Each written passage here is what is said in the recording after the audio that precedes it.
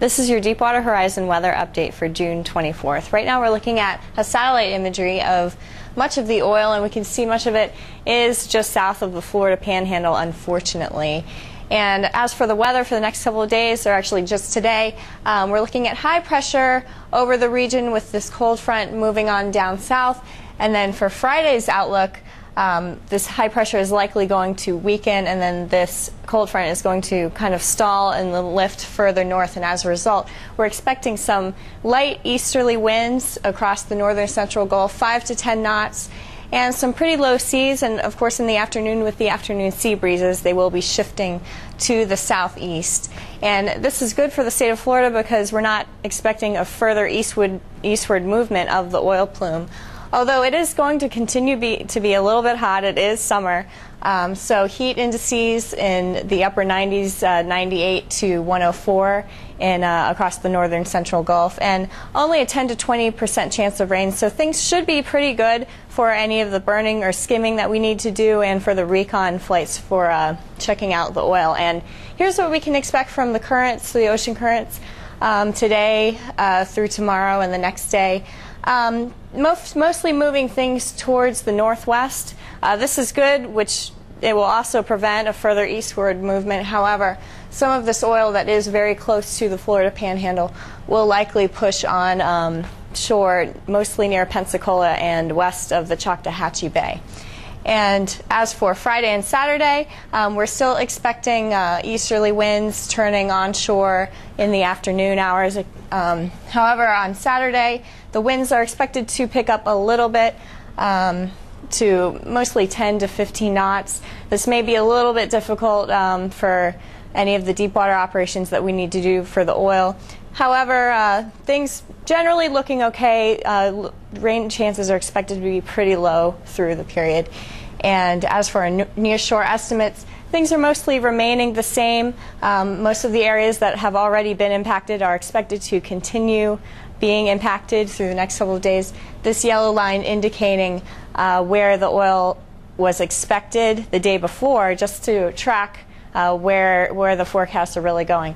So as we can see, most of this oil plume, because of these winds and currents, are expected to slightly drift more towards the west.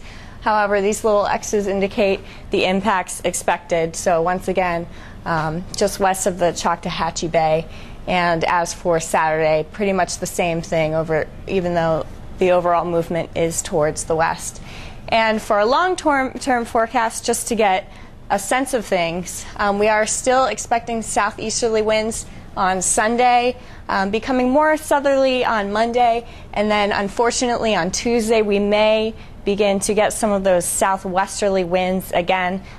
This isn't very good for us because it may push some of that oil more closer to us, and this is because of the weather patterns. We're expecting this cold front to move down on Monday, and then we may be dealing with tropical wave entering the Gulf of Mexico. And then on Tuesday, moving a little bit further north as this cold front slides down and likely stalls across the region.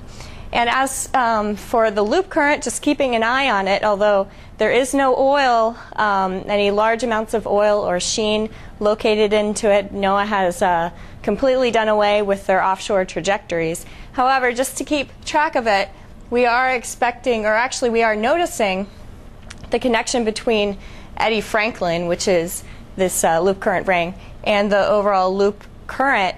The connection is weakening, and this is good. It does appear that it has begun disattaching again.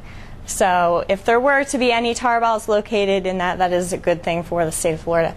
And keeping an eye on the tropics, we are still monitoring this tropical wave that is just south of Cuba. The Hurricane Center has given it a 40% chance of developing into a tropical cyclone, most likely a tropical depression, within the next 48 hours. And it is expected to track towards the Yucatan Peninsula, but here's another view of it just to get a sense of things. The surface circulation, even though it is pretty weak, it has intensified just slightly. However, the National Hurricane Center will not be flying any planes into it today, perhaps tomorrow, just because they don't seem to think that they will find anything today, just because it's not expected to be very strong.